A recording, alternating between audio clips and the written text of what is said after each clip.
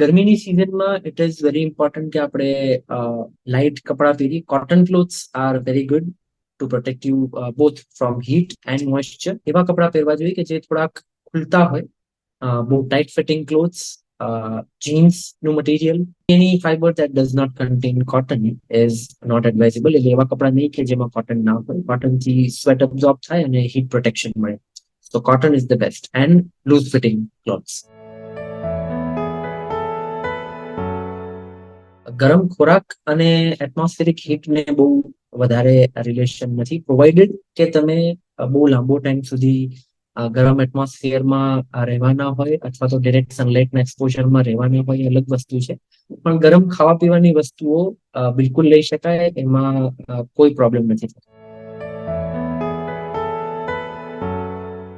Ideal વસ્તુ એ છે, પાણીનો ઇન્ટેક ઘણી બધી ફેક્ટર્સ પર ડિપેન્ડ કરે, બટ ઇન જનરલ જે ગરમીની સિઝનમાં આપણા બોડીમાંથી ઇનસેન્સિટિવ વોટર લોસ ઘણું થઈ જતું હોય છે. તો એ કોમ્પેન્સેટ કરવા માટે તમે રેગ્યુલર પીતા હોય એના કરતા 1 લીટર એક્સ્ટ્રા પીવાનું.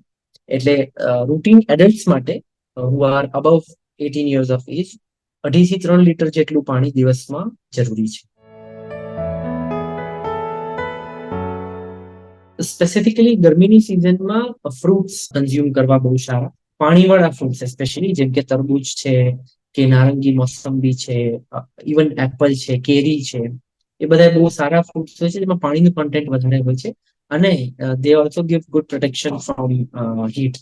સો એ ફૂડ્સ કન્ઝ્યુમ કરવા. ઇવન ફૂડ આઇટમ્સમાં જે આપણી રૂટીન ફૂડ આઇટમ્સ હોય છે એમાં પણ પાણીનું કન્ટેન્ટ વધારે હોય એવી ફૂડ આઇટમ્સ કન્ઝ્યુમ કરવી વધારે સારી. ટફ ટુ ડાયજેસ્ટ એટલે કે હેવીયર મીલ્સ, ઘઉંનું પ્રમાણ જેમાં વધારે હોય, જંક ફૂડ વધારે હોય, મેંદો વધારે હોય, એ બધી વસ્તુઓ અવોઇડ કરવી ઇઝ એડવાઇઝેબલ. નાના બાળકોમાં ખાસ આટલી ગરમીની સિઝનમાં ડિહાઇડ્રેશન ઇશ્યુઝ બહુ કોમન હોય છે.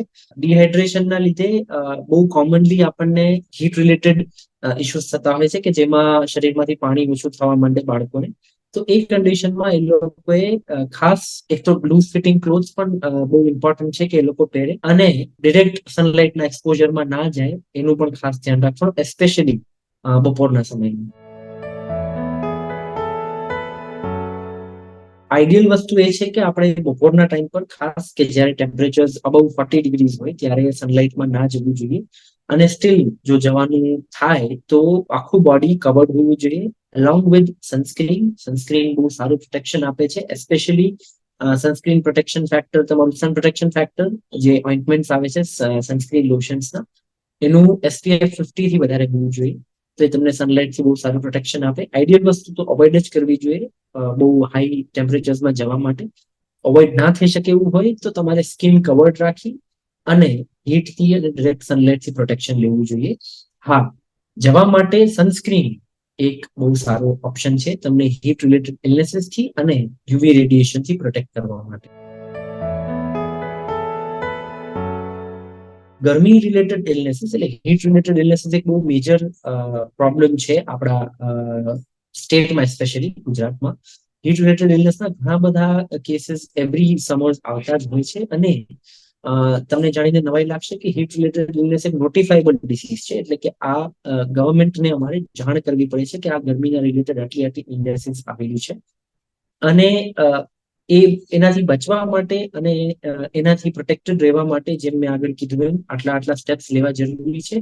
Plus it is also important કે એની ટ્રીટમેન્ટ ટાઈમસર મળી જાય. એટલે કે હાઇડ્રેશન, પાણી, હીટ પ્રોટેક્શન એટલે કે કોલ્ડ વેધરની સાથે ડિરેક્ટ આઈસ પેક એપ્લિકેશન હોય કે એકદમ લો ટેમ્પરેચર્સના એરિયામાં એર કન્ડિશન્ડ એરિયાઝમાં એમને મૂકી રાખવા, એનાથી પણ એમને ઘણું પ્રોટેક્શન મળે છે. But heat related illness is a big concern આપણા સ્ટેટમાં and it should be addressed. April, May અને જૂન એ 3 મહિનાઓમાં ખાસ આ બધી ડિસીઝીસ બહુ કોમન હોય છે, હીટ રિલેટેડ ઇલનેસીસ, કે જેમાં પેશન્ટ્સને ડાયરિયા, વોમિટિંગ થાય, ચક્કર આવે, માથું દુખે, ડિહાઇડ્રેશન જેવું ફીલ થાય, અશક્તિ ફીલ થાય, બોડી એક ફીલ થાય. એ બધી કમ્પ્લેન્ટ્સ બહુ કોમન હોય છે. એ બધી માઇલ્ડ ઇલનેસીસ કહેવાય હીટ રિલેટેડ ઇલનેસીસમાં. સિવિયર ઇલનેસીસ પણ થતી હોય છે આમાં કે જે બહુ સિગ્નિફિકન્ટ હોય અને એ કન્ડિશનમાં પેશન્ટ્સને હોસ્પિટલાઇઝ પણ કરવા પડતા હોય છે. લાઈફ થ્રેટનિંગ ઇલનેસીસ પણ થતી હોય છે ગરમીના લીધે, તમે જોતા હશો.